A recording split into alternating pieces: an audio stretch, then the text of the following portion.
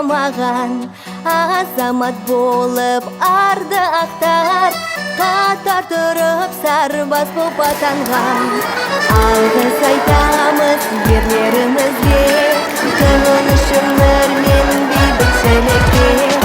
Ал қане сапқа тұрыңдар, жерді қорғандар, намыс сақтаңдар. Халықтың мақтанышы бол, қазақ жердің ардақты батыры сен бол. Жолдарың әрдайым ашық болсын, жүректерің әрқашан таза болсын. Сендер азат етер адамзаты, қазақ елімнің азаматтары.